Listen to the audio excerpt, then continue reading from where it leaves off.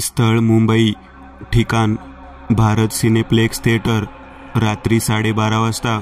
समोरून पाहता एक भली मोठी निळ्या रंगाची पेंट दिलेली, उंचीने 15 फूट, लांबीने 70 फूट अशी एक भिंत दिसत होती. भिंतीच्या मधोमध 11 फुटांवर तपकिरी रंगाच्या लहान बल्बचा वापर करून त्याच लाईटमार्फत मराठी अक्षरात एक नाव लिहिलं होतं, भारत सिनेप्लेक्स थिएटर. त्या नावात लाईट बल्बचा वापर केला गेला होता, ज्याने अवतीभोवती खाली तपकिरी रंगाचा प्रकाश पडला होता. त्या नावाखाली 2 झापांचा काळ्या रंगाचा काचेचा बंद दरवाजा दिसत होता. दरवाजाच्या उजव्या बाजूला तिकीट बॉक्सची बंद खिडकी होती. ह्याचा अर्थ नक्कीच थिएटरमध्ये सुरू असलेला पिक्चर हा शेवटचा शो होता. तसं झालं सुद्धा. काळ्या रंगाचा तो बंद झापांचा दरवाजा उघडला गेला आणि एक तरुण व तरुणी चर्चा करतच बाहेर आले. वाव, खूप छान मूवी होती नाही? Dracula chapter first. तो तरुण आपल्या बाजूला असलेल्या तरुणीकडे पाहत म्हटला. हो ना, खूप मज्जा आली. ती तरुणी त्या तरुणाच्या वाक्याला प्रोत्साहन देत म्हणाली. तू ती हिरोईन पाहिलीस ईशा? काय मस्त ॲक्टिंग केली तिने, नाही? त्याच्या चेहऱ्यावर हे बोलताना एक वेगळाच आनंद झळकत होता. हो ना, पूर्ण मूवीभर तू फक्त तिलाच पाहत होतास ना, म्हणूनच तुला तो ड्रॅक्युला सुद्धा दिसला नाही. ईशाच्या वाक्यावर त्या तरुणाच्या चेहऱ्यावर चोरी पकडल्यासारखे भाव पसरले. त्याचं हसू झटकन विरलं गेलं व जरासा गांगारल्यासारखा करत तो म्हणाला, व्हॉट? असं काहीच नाहीये. तो ड्रॅक्युला सुद्धा खूप डेंजरस होता. बोलताना त्याची जरा बोबडीच वळाली होती. ओ मिस्टर धवल, तुमची नाटकं माझ्यासमोर नाही चालणार हा. तिने हाताचा एक पंजा त्याच्या चेहऱ्यासमोर धरला व ठसक्यात म्हणाली.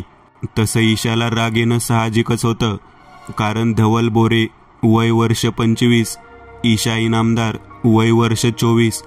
2 वर्षांपासून दोघांचे प्रेमसंबंध जे होते, गेल्या आठवड्यातच धवलला एका कंपनीत नोकरी लागली होती. पगार चांगला 30च्या आसपास होता, ज्याने ईशाचे वडील धवलला लेकीचा हात द्यायला तयार झाले होते. प्रेमाचं नातं लवकरच नवरा बायकोत बदलणार होतं, पण ईशाला सुद्धा डॉक्टर व्हायचं असल्याने, सध्या तिचं शिक्षण सुरू असल्याने लग्नगाठ जरा दूर ढकलली गेली होती आणि ईशाच्या ह्या निर्णयाला धवलसहित त्याच्या कुटुंबियांचाही बिलकुल विरोध नव्हता. आणि ईशाच्या ह्या निर्णयाला धवलसहित त्याच्या कुटुंबियांचाही बिलकुल विरोध नव्हता. बरं, त्याचं खाजगी आयुष्याचं प्रवचन पुढे पाहूयात. तर आज शनिवार असल्याने दोघांनाही उद्या रविवारची सुट्टी होती, म्हणूनच दोघेही लास्ट मूवी शो पाहायला आले होते. आणि आताला मूवी पाहून दोघेही पुन्हा घरी जायला निघाले होते.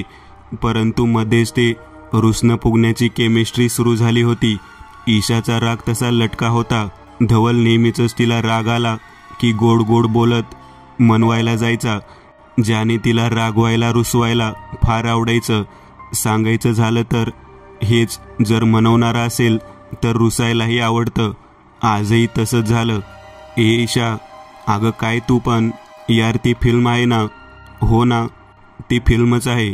मग जा त्या हिरोईनकडेच, माझ्याकडे नको येऊस. ईशाने हाताची घडी घातली, गाल फुगवले. ए ईशा, तिच्याकडे कसं जाऊ? धवलने डोकं चोळलं. ती तर स्क्रीनमध्ये राहते ना, आणि तसंही माझी खरी हिरोईन तर तू आहेस. मला एक किस हवी असेल तर ती थोडी ना देईल. धवलने तिचा एक हात धरला व एका झटक्यात ईशाला आपल्या बाहुपाशात ओढलं. त्याच्या ह्या कृतीने तिचं सर्व अंग शहारलं. अंगावर सरकन काटा आला, पण हा काटा भीतीचा नव्हता.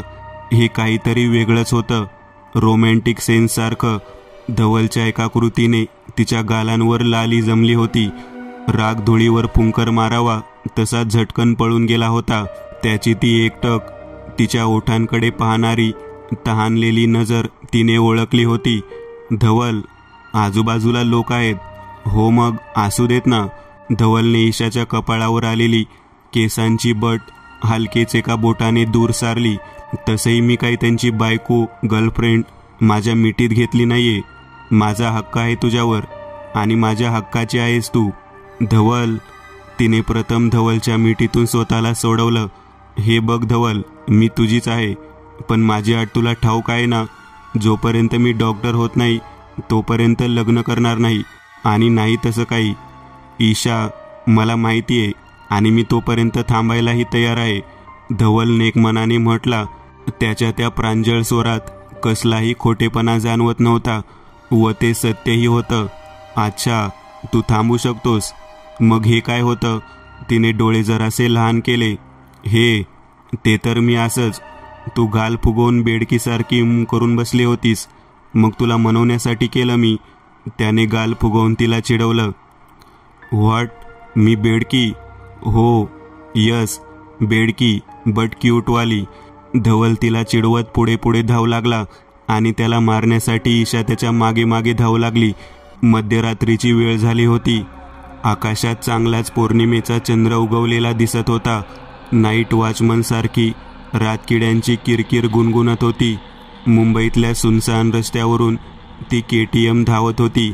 KTMच्या ड्रायव्हर सीटवर धवल बसला होता. दोन्ही हात स्टिअरिंगवर आणि डोक्यावर हेल्मेट होतं. गाडीची चंदेरी हेडलाईट पेटली होती आणि ट्रेंड म्हणून की काय दोन्ही बाजूच्या भगव्या साईड लाईट्स टिमटिम करत पेटत होत्या. स्पीडोमीटरमध्ये 100 अंक दिसत होता. ह्याचा अर्थ गाडी हवेला कापत जात होती. ईशा, गच्च धरून ठेव, जरा मोठ्यानेच धवल उच्चारला. तसा ईशाने दोन्ही हातांनी धवलच्या शरीराला गच्च पकडून धरलं. एवढी फास्ट चालवायची काही गरज आहे का? रेस थोडी लागली आहे इथे, मागून ईशा म्हणाली. यस डिअर, असं समज की रेसच लागली आहे, कारण आपल्याला लवकर घरी पोहोचायचे. खूप वेळ झाली आहे ना? हो, ते तर आहेच. मग काहीतरी लक्षात आल्यासारखं ईशा खोडकर स्वरात म्हणाली. नक्की वेळ झाली आहे ना, की त्या GB स्टोरीजमधल्या भूतांची भीती वाटतीये? ईशा दात काढत हसली. धवलच्या मात्र थोबाडावर चांगलेच 12 वाजले होते. तोच KTM रस्त्या बाजूला असलेल्या एका बंगल्याच्या फाटकापाशी थांबली. गाडी थांबताच ईशा खाली उतरली. धवल, तुझी सर्व फॅमिली आठवड्यासाठी नेहमीप्रमाणे गावाला गेली ना? मग आज वेळही जास्त झालीये, सो तू आमच्या इथेच का नाही स्टे करत? ईशा काळजीयुक्त स्वरात म्हटली. नको, जोपर्यंत आपलं लग्न होत नाही तोपर्यंत मी तुमच्या घरी झोपू नाही शकत. का? ईशाने न समजून विचारलं. कारण मी असताना तुला कंट्रोल नाही होणार. धवल खिखी करत हसू लागला. त्याच्या त्या वाक्यावर ईशाला पुन्हा राग आला. ती पुन्हा त्याला मारायला जाणार तोच त्याने क्लच सोडलं व गाडी वेगाने तिथून निघून गेली. ईशा त्याच्या गाडीला पुढे पुढे जाताना पाहत होती. तिच्या चेहऱ्यावर एक मंद स्मित हास्य होतं. मग तिने नाही नाही अशी स्वतःशीच मान होकारार्थी हलवली व फाटक उघडून आत निघून गेली. 30 मजल्याची उंच बिल्डिंग दिसत होती. बिल्डिंगच्या भिंतींना पिवळसर रंग दिला होता. रात्रीची वेळ असल्याने बिल्डिंगमधल्या सर्व रूमच्या लाईट्स ऑफ होत्या. नक्की रात्र असल्यानेच ऑफ होत्या की आणखी काही झंझाट होतं? नाही म्हणजे शहरातली लोक लवकर झोपत नाहीत ना, बरोबर ना? त्या 30 मजली बिल्डिंगला चारही बाजूंनी सुरक्षेखातर 10 फूट उंचीचं भक्कम बांधणीचं कंपाऊंड होतं. कंपाऊंड मधोमध 1-2 झापांचं भलं मोठं गेट दिसत होतं. गेटपासून पुढे 10 पावलांवर डांबरी रस्ता होता. त्याच रस्त्यावरून एक KTM आली. पुढच्या हेडलाईटचा चंदेरी प्रकाश काळ्याशार गेटला चांदीसारखा चमकवून गेला. धवल ह्याच बिल्डिंगमध्ये राहत होता. त्याची गाडी गेट बाहेर थांबली होती. धवलने 2-3 वेळा हॉर्न वाजवलं. ऐन वेळेस एका हॉर्नने वॉचमन धावत गेट उघडायला यायचा. पण आज मात्र 3दा हॉर्न वाजवून सुद्धा वॉचमन काही आला नव्हता. ए बाबू, ए बाबूराव. धवलने वॉचमनचं नाव घेत त्याला हाक दिली. कुठे गेला हा बाबू? धवलने गेटमधून आत पाहिलं. गेट बाजूला बाबू बसायचा. ती लाल रंगाची रिकामी खुर्ची तिथेच होती. खुर्ची तर इथेच आहे. नक्कीच हा बेवडा बाबू आज पण बागेत दारू ढोसत बसला असेल. असो, मी तरी कुठे अंबानीचा जावई आहे. एक दिवस गेट उघडलं तर माझी काही पंचायत होणार नाही. चलो धवल भाई, गेट उघडो. धवल स्वतःशीच म्हटला. गाडीवरून उतरला. गेटपाशी आला. गेट सळ्यांचं होतं. त्याचा पातळसर हात जाईल इतकी फट नक्कीच होती. गेटच्या सळ्यांमधून आत हात घालत त्याने गेटची कडी उघडली. व हळूच गेट गाडी आत जाईल तेवढंच उघडलं. गेट उघडून धवल पुन्हा गाडीपाशी आला की स्टार्टवरून गाडी स्टार्ट केली. पण हे काय, गाडी स्टार्ट होतीये कुठे? आता या गाडीला काय झालं? हे देवा, नक्की कसली परीक्षा घेतोयस माझी? आधी हा बाबू, आता ही गाडी. ठीक आहे, किक मारतो. धवलने असं म्हणताच उजव्या पायाने गाडीची किक मारली. पण नशिबाने साथ सोडली होती. गाडीचं इंजिन काही केल्यास सुरू होत नव्हतं. कारण नियतीच्या मनात काहीतरी वेगळं होतं. काहीतरी विचित्र वाईट घडण्याच्या मार्गावर होतं. त्याची सुरुवातही झाली होती. फक्त सावज आजान होते. होय, धवल पुढे घडणाऱ्या घटनेपासून पूर्णतः अजान आणि भिन्न होता. Mumbai, Gold Haven Society. उघड्या गेटमधून धवलने दोन्ही हातांनी गाडीची स्टिअरिंग पकडून गाडीला धक्का देत सोसायटी एरियात प्रवेश दिला. धवल पुन्हा जागीच थांबला. गाडीचं स्टँड लावलं व मागचं गेट पुन्हा लावून घेतलं. हलके समोर वळला. वळताच इतका वेळ जी गोष्ट त्याच्या नजरेस पडली नव्हती, जी गोष्ट ध्यानी आली नव्हती, त्या सर्व गोष्टीची जाणीव त्याला झाली. धवलच्या मागे गेटच्या सळ्यामधून त्याची पाठमोरी आकृती उभी दिसत होती आणि त्याच्या 5 फूट आकृतीच्या पुढे ती 30 मजली अंधारात बुडालेली बिल्डिंग दिसत होती. 30 मजल्याच्या त्या बिल्डिंगमध्ये एकाही फ्लॅटची लाईट न पेटलेली पाहून धवलला फारच आश्चर्य वाटलं होतं. खरं तर ही गोष्ट न पटणाऱ्यांमधलीच होती. कारण शहरात लोक 3-4 वाजेपर्यंत जागी असतात. त्याने तसं पाहिलंही होतं. पण आज ह्या बिल्डिंगमधला एक फ्लॅट काळोखाच्या नदीत बुडाला होता. त्या सोसायटींमधल्या फ्लॅटना असलेल्या पारदर्शक काचेंकडे पाहता असा भास होई की काचेंना गढूळ काळसर शेवाळ थापली आहे. लाईट तर गेली नाही ना? धवलने मनोमन विचार केला. पण कसं शक्य आहे? सोसायटीचा खालचा एरिया, खाली ते विजेचे खांब पेटले होते. त्या विजेच्या खांबाचा प्रकाश 4ही दिशांना पडला होता. खालची त्रिकोणी आकाराची वेगवेगळ्या रंगाची ब्लॉकची लादी स्पष्ट दिसत होती. त्यासहितच हिरव्यागार गार्डनमध्ये सुद्धा विजेचे खांब जळत होते. अचानक एक थंड हवेची झुळूक न जाणो कुठून आली असावी की इथलं वातावरणच थंड झालं असावं. कारण धवलच्या सर्व शरीराला गारठा जाणवत होता. इतका की थंडीने दात वाजायची बाकी होती. त्यासहितच अवतीभोवती एक विलक्षण स्मशान शुकशुकाट शांतता जाणवत होती. बापरे, ही बिल्डिंग नक्की मी राहतो तीच आहे का? की कोण्या दुसऱ्या बिल्डिंगमध्ये घुसलोय? कसली डेंजर शांतता आहे ही? आणि एकही रूमची लाईट का नाही पेटलीये? नक्की काय चालू आहे इथे आज? धवलला खात्री होती ही आपण राहतो तीच सोसायटी आहे. पण नजरेला जे दृश्य आज दिसत होतं ते फारच विचित्र, अविश्वसनीय होतं. यार, मरू देत. इथे काही भूताचा लोचा झाला असेल तर? नाही, धवल बेटा, आताच्या आता रूममध्ये सटक. नाहीतरी मी काही विकराल गबरालमधला विकराल नाही जो भूतांना पकडतो. चल धवल, चल लवकर. धवलने गाडीकडे पाहिलं. भीतीने त्याची चांगलीच बोबडी वळली होती. अवतीभोवतीची भीतीदायक वातावरण निर्मिती मनावर भीतीची छाया सोडून गेली होती. शेवटी त्याने आपली 2 व्हीलर सुद्धा गेट बाजूलाच जरा दूर पार्क केली. गाडी इथेच ठेवतो, नाहीतरी मी जिवंत राहिलो तरच चालवायला भेटेल, धवल स्वतःशीच म्हटला. घाबरत घाबरत बिल्डिंगच्या दिशेने जाऊ लागला. 50 मीटर अंतरावर अंधारात बुडालेली विंग होती. जिन्या बाजूला लिफ्ट होती. लिफ्टच्या लाल रंगाच्या पावा एवढी बटन अंधारात पिशाच्यासारखी लालसम जळजळीत नजरेसहित चकाकत चमकत होती. ती लिफ्ट होती म्हणूनच बरं झालं, नाहीतर त्या अंधारात बुडालेल्या जिन्यातून तू चालत जाऊ शकला असतास का? त्या अंधारात काहीतरी वावरत असताना विचारच करवत नाही. घाबरत घाबरत धवलची पावलं बिल्डिंगच्या दिशेने पडत होती. तोच त्या स्मशान शांततेमध्येच तो आवाज आला. कोणीतरी तोंड दाबून ठेवावं आणि तो बचावात्मक हाक देताना जसं घशातून शब्दांची साथ नसलेला ध्वनी स्वर बाहेर पडावा तसा हा आवाज होता. धवलच्या कानांनी तो आवाज स्पष्ट ऐकला होता. त्याची पावले जागेवर थांबली होती. कान आवाजाचा शोध घेत होते. नजर अवतीभोवती फिरत होती. तोच आवाजाची दिशा कळाली. आवाज सोसायटीच्या बागेतून येत होता. बाग तशी जास्त मोठी नव्हती, पण झाडे जास्त असल्याने घनगर्द झाडांची होती. त्याच बागेत कोणाला तरी मदत हवी होती. तो बाबू वॉचमन तोच तर नसेल? धवलच्या मनात प्रश्न आला. पावलांचा बिलकुल आवाज न होऊ देता चोर पावलांनी धवल बागेत शिरला. नुसत्या 20-25 पावलांनीच त्याच्या अवतीभोवती मोठमोठ्या झाडांची गर्दी जमली होती. त्या झाडाजवळून हलकासा सफेद रंगाचा धुका वाहत पुढे जात होता.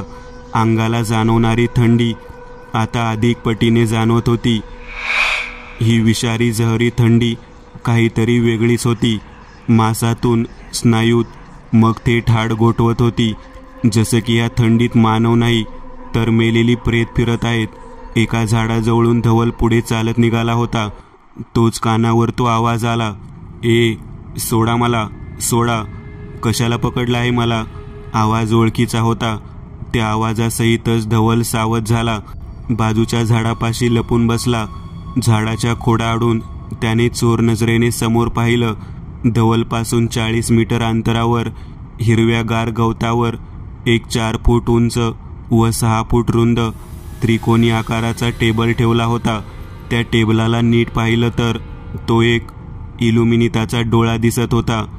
त्याच टेबलावर वॉचमन बाबूला हातपाय बांधून झोपवलं होतं आणि त्या बाबूच्या अवतीभोवती एकूण 5 मानवी आकृत्या उपस्थित होत्या.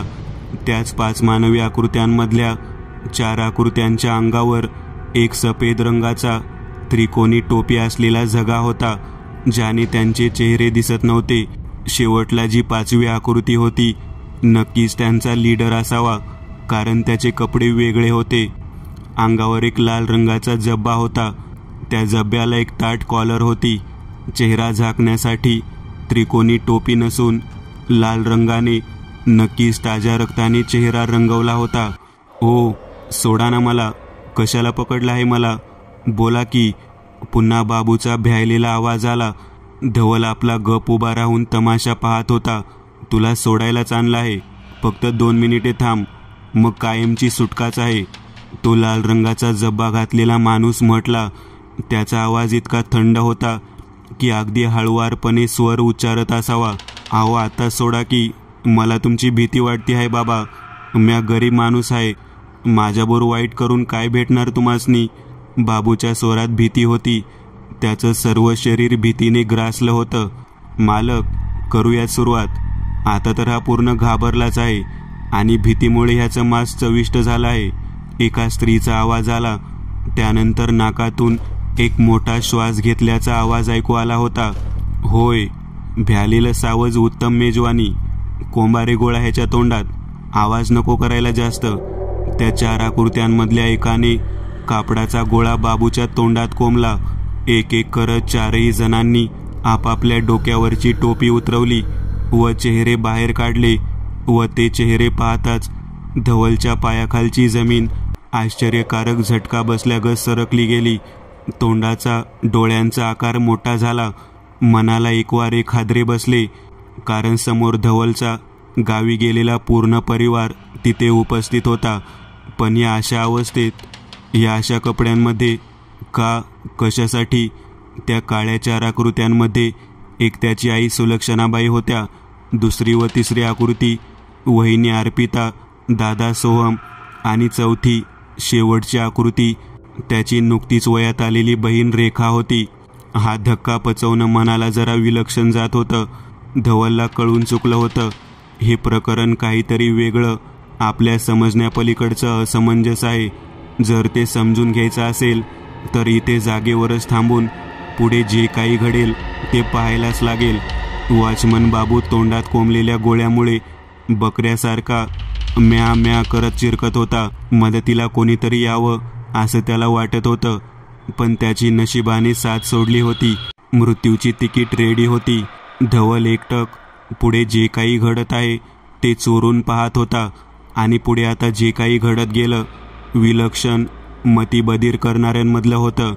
तो लाल रंगाचा जब्बा घातलेला मानवी आकार, त्याने आपले दोन्ही हात वर केले व मानवी, घोगऱ्या, खर्जातल्या 3 मिश्रित आवाजात बोलू लागला, हे महामहिम अंधकारराज, दरवर्षीप्रमाणे आजही मी तुम्हाला बळी चढवत आहे.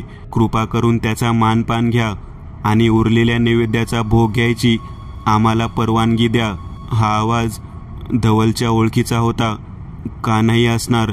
लहानपणापासून ज्यांनी त्याला बापाची छाया दिला त्या छायेचा आवाज होता ना. हे धवलचे वडील रामनाथराव त्याचे बाबा होते आणि त्यांचा आवाज भले तो कसं विसरू शकतो. बाबा. धवलला पुन्हा एक विलक्षण धक्का बसला. तोच आकाशात एक बिनावाजाची फेसाळती विषारी जहरीली विंचवाच्या डंकासारखी वीज कडाडली.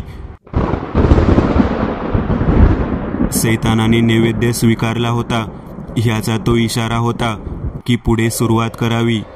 त्याच विजेच्या चंदेरी प्रकाशात धवलचा तो एकावर एक अविश्वसनीय धक्के बसलेला, तोंडाचा आवासलेला, डोळे चेंडू इतके वटारलेले, भयमिश्रित, आश्चर्यकारक, अविश्वसनीय, नवल, सर्व मिश्रित भाव चिटकलेला चेहरा उजळून निघाला होता. पण ही तर सुरुवात होती. अजून तर खरा थरार बाकी होता. अजून काही राज बाहेर पडणार होते, जे पाहताच ऐकताच धवलच्या मनाचा चकनाचूर झाला होता. चेहऱ्यावरची कातडी प्रेताड बुरशी चढल्यासारखी, पांढरी फट चुना पोतल्यासारखी झाली. मग भोवया गर्द जाड काळ्याशार झाल्या. डोळ्यांखाली काळीशार वर्तुळे उमटली. बुबळांच्या आतील मानवी डोळे बदलले, दुधाळ झाले. त्यात लालसर मणी एवढा ठिपका होता. नाक बसकं वटवागळासारखं झालं, जणू नाकाचं हाडच कापलं असावं. कारण नाकाजागी फक्त 2 मोठाले होल होते. उघड्या जबड्यातून धारधार सुळ्यांचे 4 दात बाहेर लोंबत होते. कान सशासारखे मोठे झाले होते. हातापायांची नखं मोठी पौलादी धारधार झाली होती. धवल लांबून हे सर्व भीतीदायक आश्चर्यविदारक दृश्य पाहत होता. भीतीने त्याची बोबडी वळली होती. इतकी वर्ष जो त्या परिवारासोबत राहत होता ते हे असले सैतानी सोंगडे होते. त्याचे आई वडील, बहीण, भाऊ, वहिनी, त्यांचं रूप किती अभद्र झालं होतं. कोण म्हणेल ही माणसं आहेत, ही तर चालती फिरती सैतान होती. इतक्या लांबून त्यांचं रूप पाहून सुद्धा धवलची वाचा बसली होती. हातपाय थरथर कापत होते. मग त्या 5 जणांच्या तावडीत सापडलेल्या बिचाऱ्या बाबूची हालत काय झाली असणार? विचारच अंगावर सरकन काटा आणून देणारा होता. धवलच्या सैतानी निशाचरी बापाने हालचाल केली. उजव्या हाताचा पंजा वर आणला. धवलला दिसलं त्या हाताचं बोट लांब सडक होतं.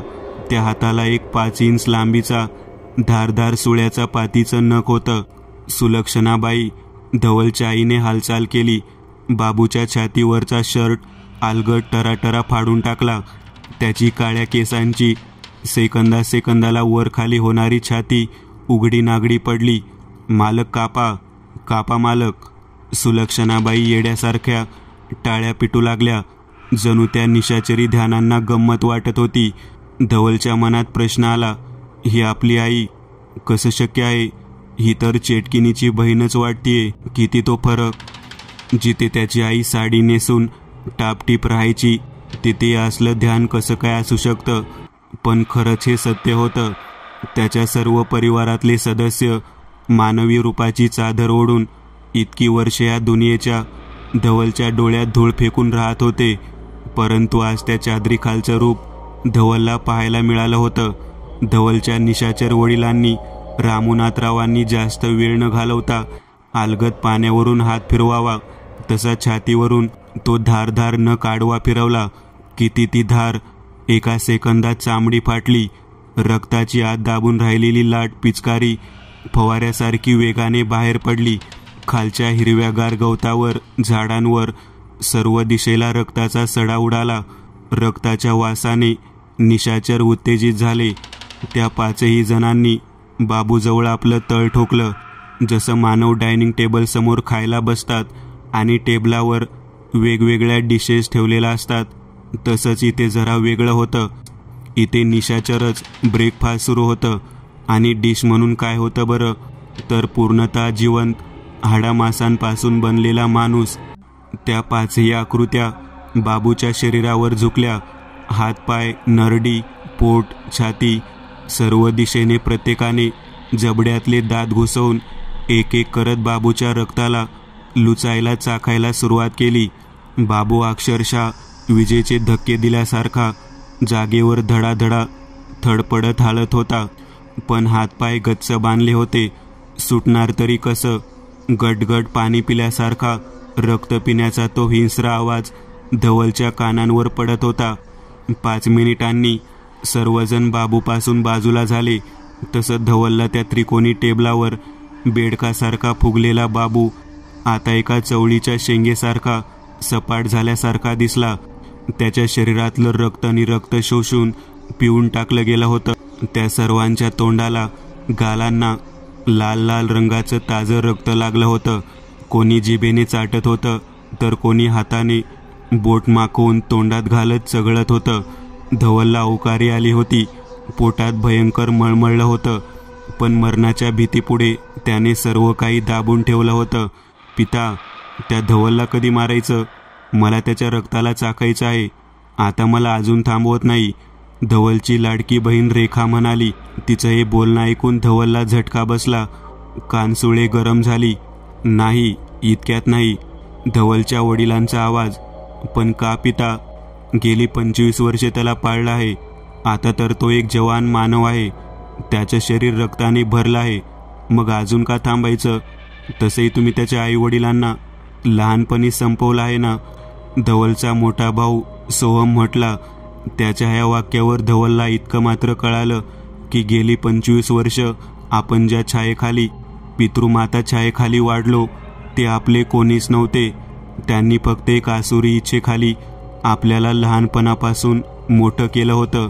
आपल्याला लहानापासून मोठं केलं होतं. आणि ते काय बरं?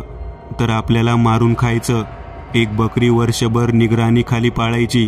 तिला खायला घालायचं, तिच्यावर लक्ष ठेवायचं. आणि मोठी झाली की ती सुरीने मान कापून हलाल करून मारून कापून खायची. असंच काहीसं धवलसोबत होत होतं. 25 वर्ष वाट पाहिली आहे आपण. आता अजून थोडी वाट पाहूयात. कारण एकदा का धवलचं लग्न त्या ईशासोबत झालं की मग एकासोबत एक बकरी फ्री भेटेल. समजलं? रामनाथराव कडवट हसले. त्यांना दुजोरा म्हणून बाकीची 4 जण सुद्धा वाकुळ्या दाखवत जागेवर उड्या मारत खिकी करत हसू लागली. ओ माय गॉड, म्हणजे ही सैतान माझ्या आणि ईशाच्या लग्नासाठी थांबली आहे तर? म्हणजे ह्यांना ईशाला सुद्धा मारून खायचं आहे तर? नाही नाही, मी असं होऊ देणार नाही. आधीच्या हरामखोर दलिंदरांनी माझ्या आईवडिलांना मारून माझं आयुष्य बर्बाद केलं आहे. पण मी माझ्या ईशासोबत असं होऊ देणार नाही. मी आताच तिच्या घरी जातो आणि तिला ह्या सर्व हकीकतीबद्दल सांगतो, धवल स्वतःशीच म्हटला. मनात दृढ निश्चय करून तो माघारी वळणार तोच एक छानपैकी रिंग वाजू लागली. कोणाचा तरी फोन आला होता व तो दुसरा तिसरा कोणी नसून खुद्द धवलचाच होता. अचानक वाजलेल्या रिंगने त्याचं सर्व अंग शहारलं. पटकन हात पॅन्टच्या खिशात गेला. त्याने पटकन खिशातून हात बाहेर काढलं. स्क्रीनवर ईशाचाच कॉल आलेला दिसत होता. हा आवाज, कोण आहे तिथे? कोण आहे तिथे? जा बघ लवकर, जा. धवलचा निशाचरी सावत्र बाप मोठ्याने खेकसला. त्याचा आवाज इतका तीव्र स्वरातला होता की धवलने कॉल उचलण्याऐवजी फोन स्विच ऑफ केला. मिळेल ती वाट पकडली. तो जीवाच्या आकंताने धावत सोसायटी ग्राउंडवर आला. मग न थांबता तसाच पुढे धावत जात विंगमध्ये घुसला. जिन्याच्या बाजूलाच लिफ्ट होती. त्याचं नशीब बलवत्तर की आणखी काही म्हणा, एका बटनातच लिफ्टचा दरवाजा उघडला. पटकन घाईघाईतच तो लिफ्टमध्ये शिरला. समोर असलेल्या एसीच्या नंबर बॉक्समधले 2 मग 0 असे बटन टिक टिक आवाज करत दाबले. पटपट बंद हो, बंद हो. ए बाबा. हळूहळू लिफ्टचा दरवाजा बंद होत होता. मनात फक्त एकच विचार येत होता की दरवाजात कोणी हात घालू नये, नाहीतर वाट लागणार होती. रक्ताचा सडा पडणार होता. जर ते आले तर? हा विचार करूनच मनाला भीतीचा विळखा घातला जात होता. दरवाजा बंद होताच आवाज झाला. सरसर करत लिफ्ट वर जाऊ लागली. नंबर एक एक करत बदलू लागले. मजल्यावर मजले लिफ्टवर चढू लागली. इकडे बागेतून त्या पाचही निशाचरी आकृत्या बंद दरवाजाच्या लिफ्टकडे पाहत होत्या. त्या सर्वांच्या पुढे 10 पावलांवर धवलची पार्क केलेली गाडी होती. पिता, आता काय करायचं? धवलला तर सर्व समजलं आहे, धवलची वहिनी अर्पिता म्हटली.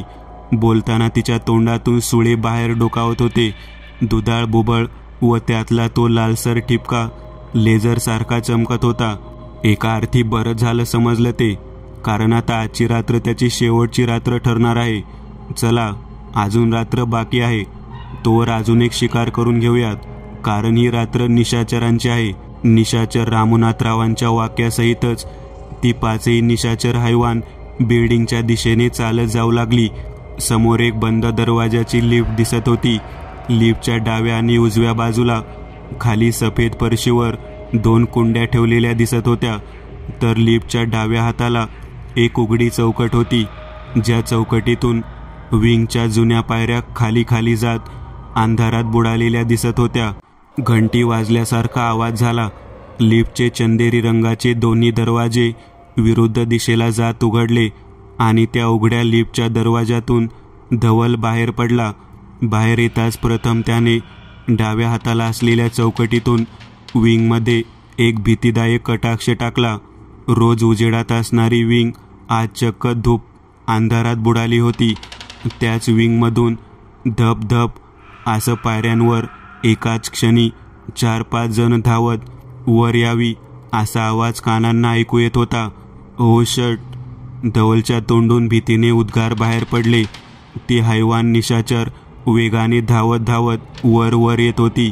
धवलचा सोक्षमोक्ष लावून टाकायचं असं मनी त्या सर्वांनी चंगच बांधला होता. धवलचं घर लिफ्टपासून समोर 10-15 पावलांवरच होतं. धवल कॉरिडॉरमधून धावतच त्याच्या घराच्या बंद दरवाजाच्या दिशेने निघाला. मनोमन त्याला असं वाटलं की हे 15 पावलांचं अंतर आज 15 किलोमीटरचं न हो, कारण तो ऐकून होता की पिशाच्यांकडे काळ्या मायावी शक्ती असतात.